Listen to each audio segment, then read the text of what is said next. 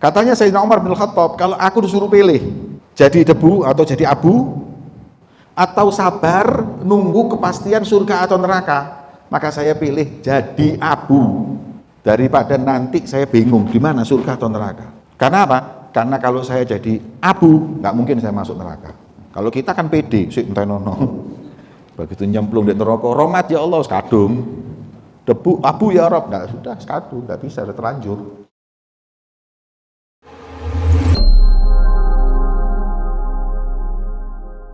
Al-Imam Hasan al-Basri, beliau berkata, aku mengalami zaman di mana mereka orang-orangnya semakin besar kenikmatan yang Allah berikan kepada mereka, dan semakin mereka dekat dengan Allah, semakin bertambah juga takutnya sama Allah Subhanahu wa ta'ala. Ini bedanya mereka dengan kita. Kalau kita kan kalau semakin dekat sama Allah ya semakin merasa aman. Tapi justru mereka itu kalau bertambah ibadahnya, semakin banyak kenikmatan yang Allah berikan, itu semakin takut. Ya. Minimal adalah takut dicabutnya semua kenikmatan tersebut oleh Allah Subhanahu wa ta'ala. Dan karena Sufyan Ats-Tsauri rahimahullah ta'ala, beliau berkata, takutnya manusia ini kepada Allah ini beda-beda. Ada kelas umum, ada kelas yang istimewa, kelas orang-orang yang kelas tinggi.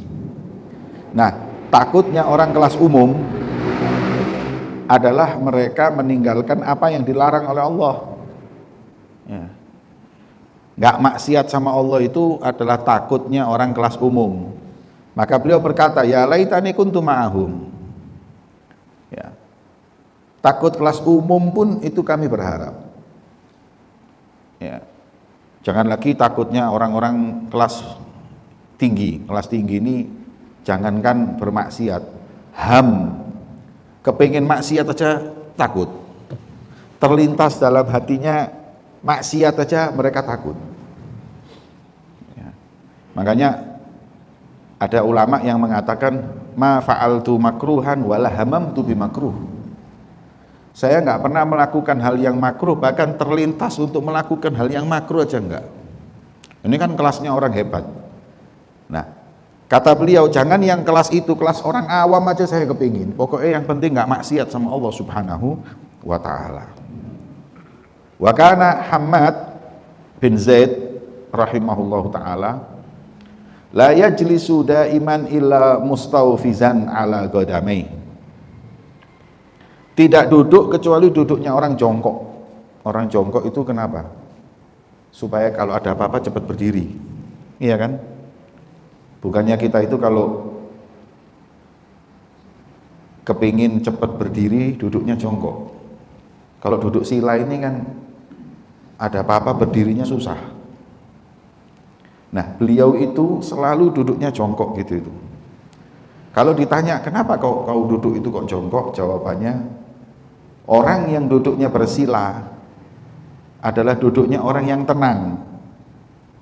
Tenang dari segala hal, khususnya tenang dari azabnya Allah Azza wa Jalla. Dan aku merasakan tidak ada ketenangan dari azab Allah. Bisa jadi di tengah malam, bisa jadi di waktu siang, Allah turunkan untuknya api dari langit yang membakarku.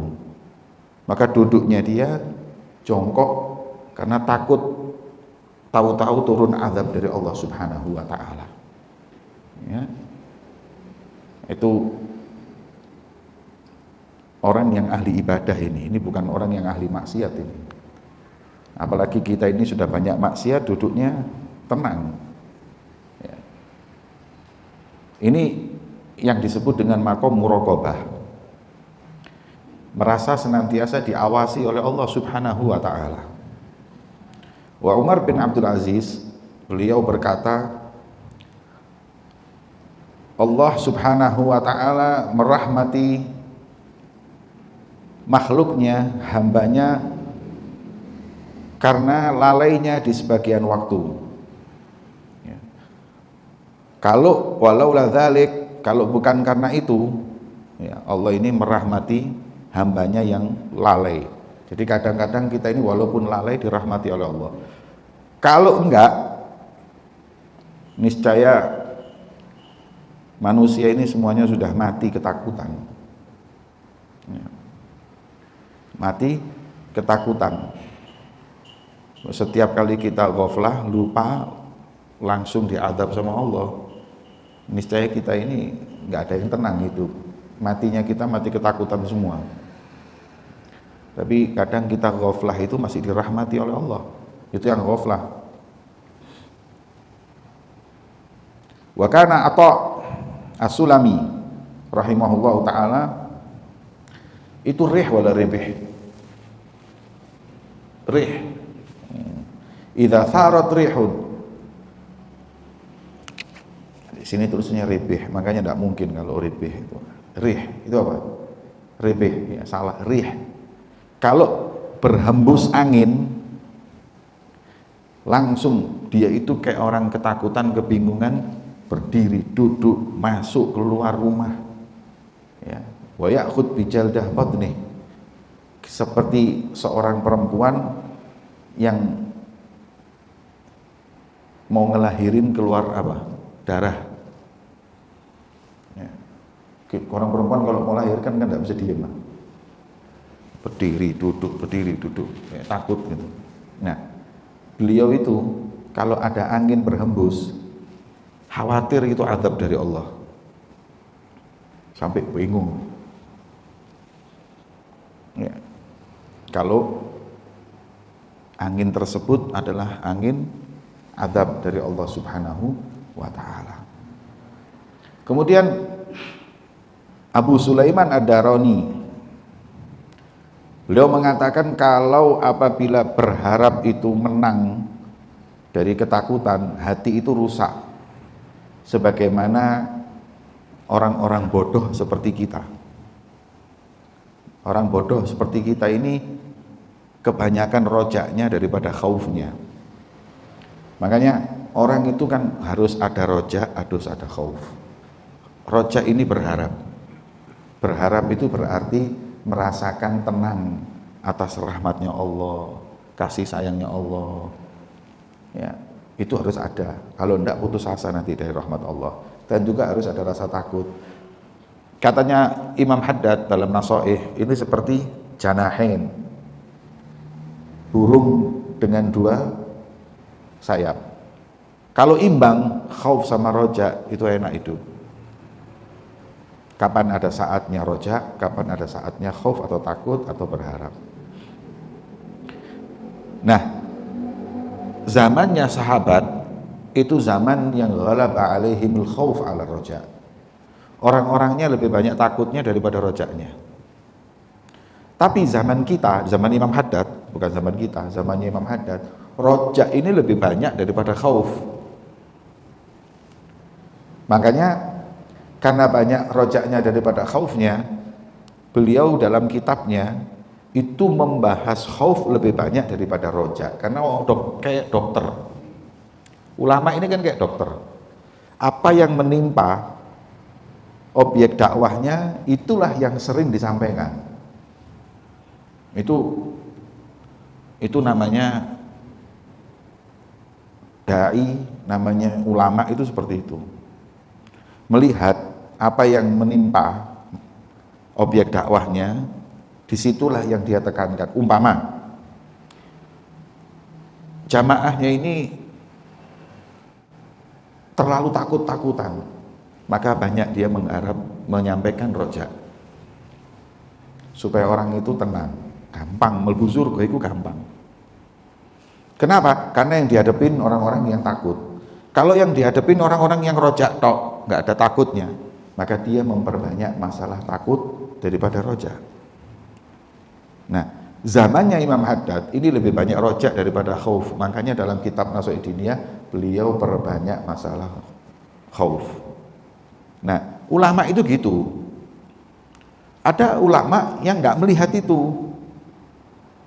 Ini sudah jamaahnya ini wis kaos Gusti Allah iki loman, Gusti Allah wis gak mungkin ngadab umat Kanjeng Nabi, wis ngene. Sudah seperti itu dikasih rojak, ya tambah gak ada takutnya. Ya. Makanya kalau katanya Habib Salim Syatiri dulu pernah menyampaikan kepada Al-Fakir langsung. Ya, jadi di majelis khos bukan umum, beliau berkata, alim dai katobib yudawi fi jurhi. Ulama itu seperti dokter ngobati di lukanya pasien. Maknanya dokter itu kalau melihat pasiennya itu sakitnya di mata, ya dia ngobatin mata, jangan telinganya yang diobati. Ada pasien sakit perut dikasih obat flu, ini nggak nyambung, nggak ngobati. Makanya kata beliau, kalau ceramah obati apa yang diderita, apa yang harus dibenahi dari audiensnya. Makanya kalau orang-orangnya sudah khauf lebih banyak dari rojak, bicara rojak. Kalau sudah banyak rojaknya daripada khaufnya, lebih banyak khauf. Ini seperti itu. Kalau apa yang disampaikan oleh Sya'roni ini, kelihatannya di zaman beliau ya termasuk banyak yang rojak sampai beliau itu mengulang-ulangi tentang khauf, takut kepada Allah Subhanahu wa ta'ala. Jadi orang yang ya lebih banyak berharap daripada takutnya itu akan merusak hatinya, dan itulah orang-orang bodoh. Wa qad kana Sya'bi rahimahullah taala yaqul khaf minallah taala hatta ya'tiyakal aman. Takutlah kepada Allah sampai datang rasa aman. Itu lebih baik untukmu daripada kau rojak sampai datang rasa khauf. Kedepankan rasa takut dulu sampai datang keamanan. Bukan kau kedepankan rojakmu sampai datang ketakutan. Ya. Berarti khauf muqaddamun ala rojak. Lebih didahulukan rasa takut kepada Allah daripada rojak.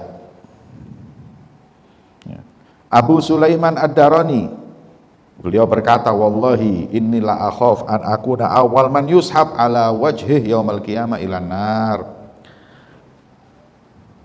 Abu Sulaiman, seorang kubarul aulia, beliau mengatakan, demi Allah, saya takut kalau saya ini adalah orang yang pertama digeret dengan wajahnya dulu di hari kiamat dan dimasukkan ke dalam neraka.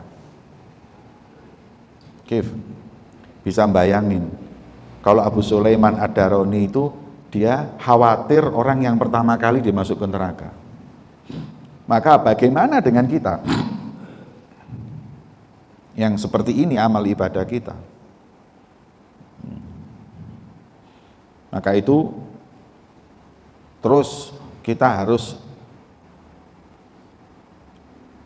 menambah ini takut ini dengan baca Al-Quran, hadits-hadits Nabi tentang azab Allah dan lain-lain ini, supaya kita ini punya rasa takut.